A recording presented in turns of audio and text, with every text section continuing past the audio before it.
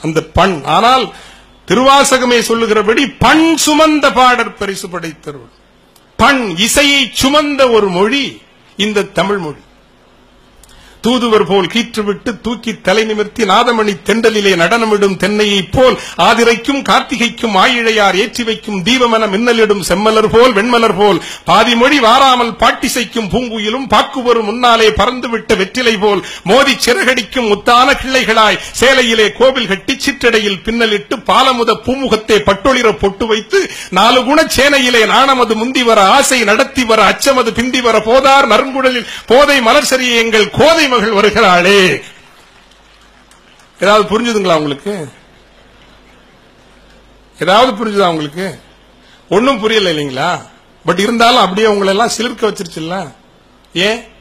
அதுதான் எதுவும் புரியாமலேயே நம்மை சிலிர்க்க வைத்து கை கரவொலி எழுப்ப வைக்கிற ஒரே மொழி இந்த உலகத்தில் இருக்கிறது என்றால் அது இந்த தமிழ் மொழி மட்டும்தான், வேற எந்த மொழியும் கிடையாது.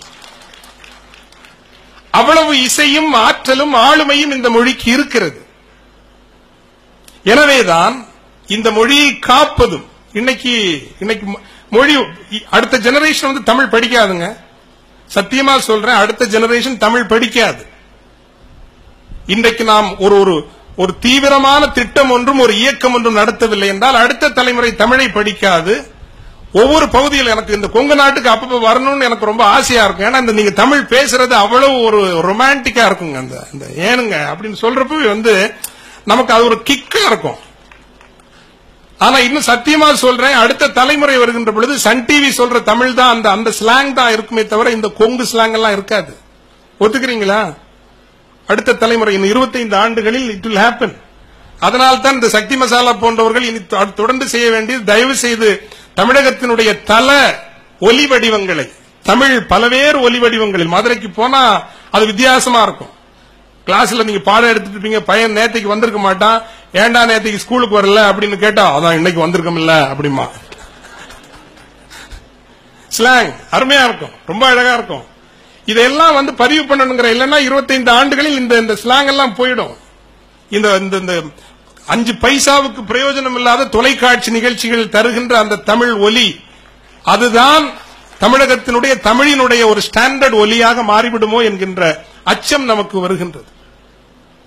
ஆக நீங்கள் இதை எடுக்க முடியும். ஏனென்றால் இந்த இடத்துல இருக்கிறீங்கன்னா நீங்க எல்லாம் ஃபேண்டசி பீப்புள் இல்ல, சிம்பிள்.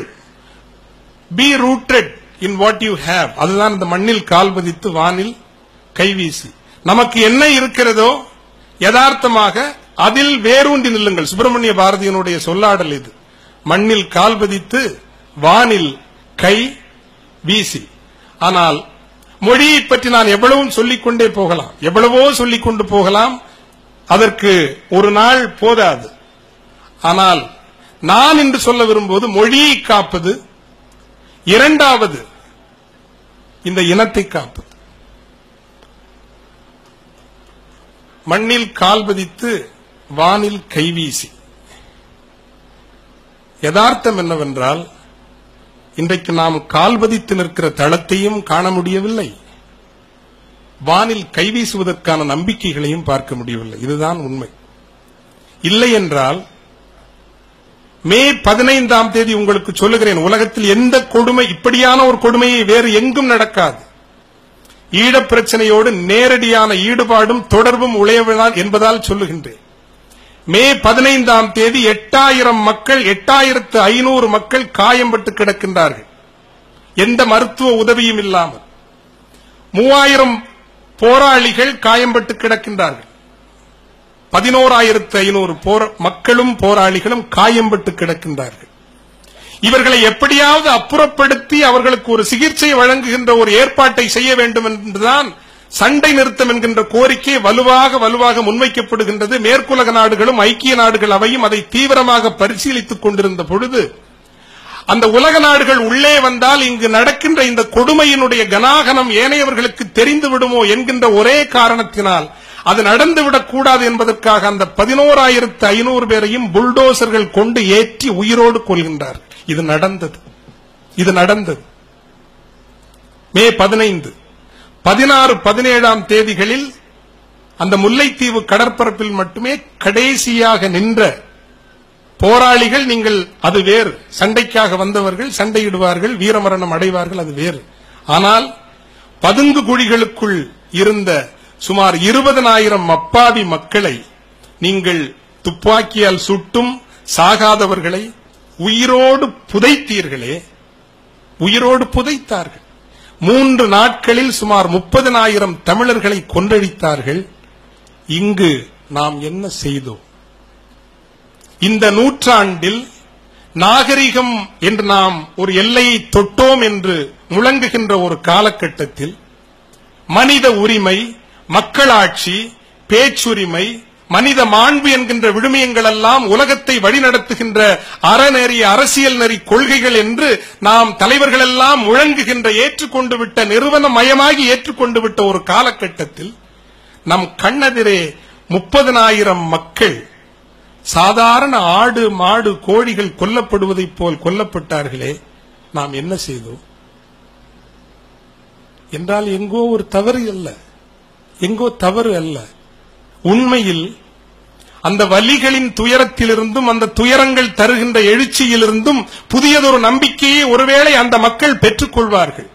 ஆனால் ஈழத்தில் நடந்த துயரம் நமக்கு எதை காட்டியது என்றால், தமிழகத்தில், இந்தியாவில் தமிழ் மக்களுக்கான அரசியல் பலம் என்பது எவ்வளவு பலவீனமானதாகவும், எவ்வளவு வெற்றிடமாகவும், எவ்வளவு சுருக்கமானதாகவும் இருக்கிறது என்பதை காட்டியது. அதுதான் அதிகமான வலி எனக்கு தருகிறது. எனவேதான் நண்பர்களே, தமிழர்களே, நான் மனிதனாக இருக்க விரும்புகிறவன். ஆனால் முதலில் மனிதனாகவும் பின்னர் தமிழனாகவும் இருக்க வேண்டும் என்று விரும்புகிற என்னை, ஆசிக்கிற என்னை, ஈழத்து அனுபவம் முதலில் தமிழனாகவும் பிறகு மனிதனாகவும் இரு என்று ஆக்கியிருக்கிறது என்பதை வெட்கமின்றி சொல்லுகிறேன். நான் எந்த காலத்திலும் ஜாதி பேதங்கள் பார்த்தது இல்லை, மொழி பேதங்கள் பார்த்தது இல்லை. எந்த மொழியினரையும் எந்த ஜாதியினரையும் நான் எதிரியாகவோ அல்லது கட்டமைக்கின்ற அந்த பிரச்சாரத்திலோ ஒருபோதும் நான் உடன்பட்டதும் இல்லை. ஆனால் பல நேரங்களில் எதிரிகள் தான் நான் எப்படி இருக்க வேண்டும் என்று தீர்மானிக்கிறார்களே அன்றி நான் நானாக எப்படி இருக்க வேண்டும் என்று தீர்மானிக்க முடியவில்லை. இதுவும் ஒரு கசப்பான நிஜம். ஒரு இன அழித்தல் நடந்திருக்கிறது. இந்த தேசம் இது வெறும் தேசம் அல்ல, வெறும் ஒரு நாடு அல்ல. It's not simply a nation, it's a civilization. இது ஒரு நாகரிகம் என்றால் ஒரு இன அழித்தலுக்கு அந்த உண்மை கூட வெளியே வரக்கூடாது என்று ஒரு ஐக்கிய நாடுகள் அவையில் நாம் தீர்மானத்தை தடுத்து நிறுத்த முடிகிறது என்றால் ஷேம், அவமானம். என் சார்பில் இந்த அவமானத்தை என் மீது திணிக்காதீர்கள். ரைச்சியஸ் இண்டிகினேஷன், கண்ணிய சீற்றம் வரவில்லையே. இங்கு இருக்கக்கூடிய ஆங்கில ஊடகங்கள் எல்லாம் ஒரு ஆங்கில பத்திரிகை சென்று வந்து எழுதியது, visiting Vavuniya camp was an enchanting uplifting experience என்று. 3 லட்சம் மக்களை நீங்கள் ஆடு மாடுகள் போல ஒரு இடத்தில் கூட்டி சேர்த்து இடைவிடாத எரிகணை குண்டுவீச்சுகள், பாஸ்பரஸ் குண்டுவீச்சுகள், இன்னும் எல்லா குண்டுவீச்சுகளுக்கும் உட்படுத்தி பிள்ளைகளை கொன்றழித்து பெண்கள் கடைசி நேரத்தில் சரணடைய வந்த பொழுது நினைவில் கொள்ளுங்கள், when they came to surrender, ஒரு பெண்ணுக்கு மானம் என்பது பெருமை. அந்த பெண்கள் ஆடைகளை அவிழ்த்துவிட்டு கைகளை உயர்த்தி வரும்படி செய்யப்பட்டார்கள். தெரியாது நமக்கு the truth. ஏன் சொல்லுகிறேன் என்றால், பலர் என்னை கேட்பார்கள், உங்களுக்கு அச்சம் இல்லையா, நீங்கள் வெளிப்படையாக பேசுகிறீர்களே என்று. மாணிக்க வாசகர் தான் எனக்கு கூட நினைவு கூறுவார், யான் ஏதும் பிறப்பஞ்சேன் இறப்பதனுக்கு என்கடவேன், வானேயும் பெரில் வேண்டேன் மண்ணாழ்வான் மதித்தும் இறேன் என்று. யான் ஏதும் பிறப்பஞ்சேன், சாகிறதுக்கு எனக்கு கடப்பாடு இல்லையா, என் வாழ்ந்த வாழ்க்கை எனக்கு திருப்தியா இருக்கு, போதும், நாளைக்கு செத்தாலும் போயிடலாம், எந்த தப்பும் இல்லை. உன் வாழ்க்கையை பற்றி உனக்கு திருப்தி இருக்குன்னா, என் வாழ்க்கையை பற்றி எனக்கு திருப்தி இல்லை, இன்னைக்கு ராத்திரி செத்தாலும் ஒன்றும் பிரச்சனை இல்லை. திருப்தி இல்லாதவர்கள் தான் நிறைய வாழ வேண்டும் என்று ஆசைப்படுவார்கள். திருப்தி உள்ளவர்கள் நீண்ட காலம் வாழ வேண்டும் என்று ஆசைப்பட மாட்டார்கள். உண்மை மட்டுமே நம்மை விடுவிக்கும், உண்மை மட்டும்தான் நம்மை விடுவிக்கும். எனவே இன்று கவிதா மேதமைகளை தேடி நான் இங்கே இந்த அரங்கில் நிற்க விரும்பவில்லை. உண்மையில் இத்தனை அலுவல்களுக்குடையும் இங்கே வந்ததற்கு காரணம் என்னவென்றால், தமிழ் மக்களுக்கு என்று ஒரு மனசாட்சி இருக்கிறது, அது அற்று போகாது. இந்த உண்மைகள் நமக்கு தெரியவில்லை. அத்தனை பேரும் ஒரு கையர் நிலையில் இருந்தோம் என்பதுதான் உண்மை. ஆயுத போராட்டம் சரியா தவறா என்ற கேள்விக்கே நான் வரவில்லை. அது தவறு என்று வாதிடலாம், சரி என்று வாதிடுகிறவர்களும் இருக்கலாம், அது வேறு. ஆனால் நமக்கு முன்னால் நடந்திருப்பதே ஜெனோசைட். ஒரு ஜெனசைடை ஒரு சிவிலைசேஷன் டிஃபெண்ட் பண்ணி இருக்கிறது, அதற்கு ஊக்கமாக நின்றிருக்கிறது. Shame the so called enlightened English media, ஆங்கில ஊடகங்கள் அந்த ஜெனசைடுக்கு லெஜிட்டிமசி, நியாயத்துவம் வாங்கி கொடுத்திருக்கின்றன. அறிவு விபச்சாரம், அறிவு நாணயமின்மை. எனவேதான் தமிழ் சமூகத்தினுடைய விதைநல்களாக இந்த தந்தை பெரியார் பிறந்த இந்த மண்ணிலே, இந்த மண்டலத்திலிருந்து விதைநல்கள் இன்னும் முழுமையாக அற்றுப்போகவில்லை.